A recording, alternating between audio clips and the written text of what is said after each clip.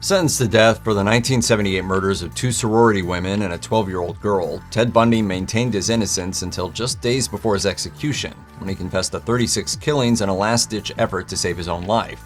It didn't work. Bundy died in the electric chair on January 24, 1989, but his story may never be over.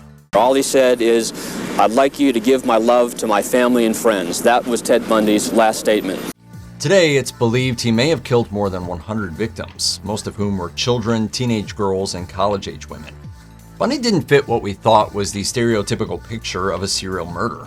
He was a clean-cut, charismatic, well-educated young man. Could be the guy next door. Your fiancé, your husband, your boyfriend, your lover. Looking back, the warning signs had always been there, if only someone had known what they were looking at. At first, Bundy was raised by his maternal grandparents, with his mother pretending to be his sister. She later claimed the father was a mysterious army vet who gave her a false name, then vanished. But according to interviews with family members conducted by Vanity Fair, that's believed to be a lie. Bundy's grandfather was an image-conscious tyrant, prone to violent outbursts, though Bundy himself insisted they had a good relationship. Bundy's grandfather had a real collection of pornography that he was exposed to very young. There's a theory out there that Bundy was the product of incest, which would explain his grandfather's insistence on raising the boy, but this has never been confirmed. Whatever the truth, Bundy's issues began at an early age. He liked to scare people. According to his Aunt Julia, when she was 15, she woke up to discover that Teddy, then just a toddler, has surrounded her with butcher knives. She told Vanity Fair, "He just stood there and grinned. I shooed him out of the room and took the implements back down to the kitchen and told my mother about it. I remember thinking at the time that I was the only one who thought it was strange. Nobody did anything."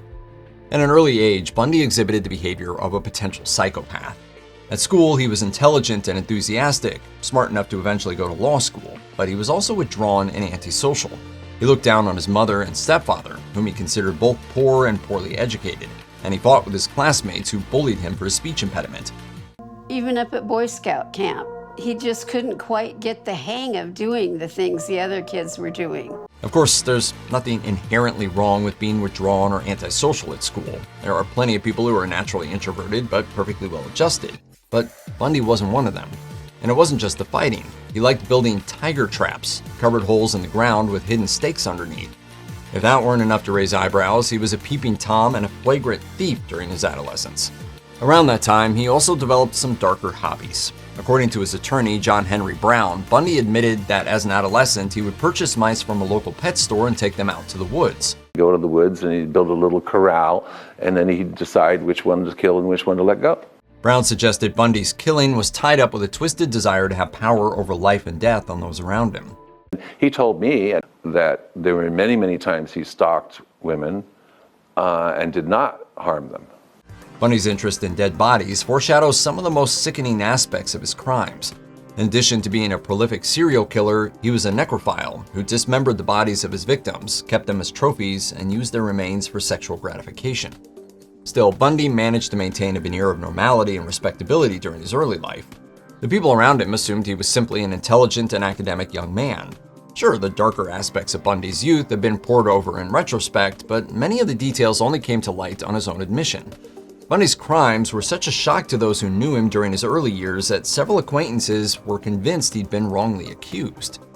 Nevertheless, there are those who claim to have seen Bundy transform from his charming persona into something more menacing.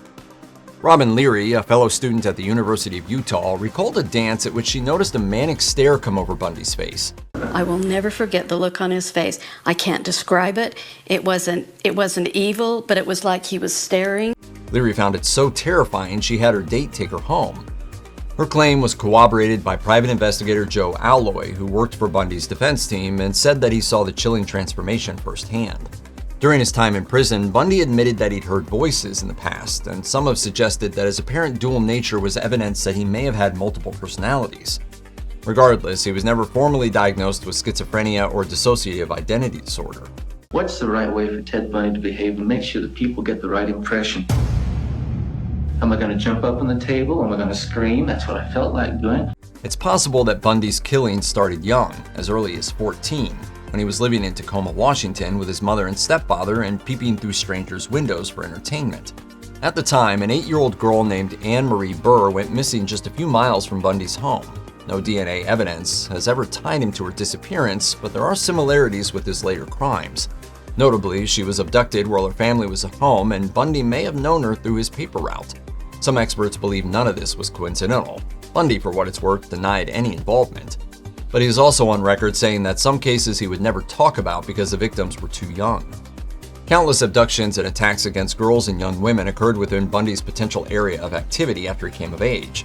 He killed at a ferocious rate, murdering more than 20 women between 1974 and 1978. Quite a few law enforcement agents now believe this may have been preceded by many earlier killings, in which he learned to manipulate, incapacitate, and murder his victims without detection. For example, we now know that Bundy lived in the San Francisco area right around the time that the Santa Rosa hitchhiker murders happened. They are certainly in his MO, picking up random girls and doing his thing. Bundy was at one time ruled out as a suspect there, but now investigators are looking at him squarely as a suspect.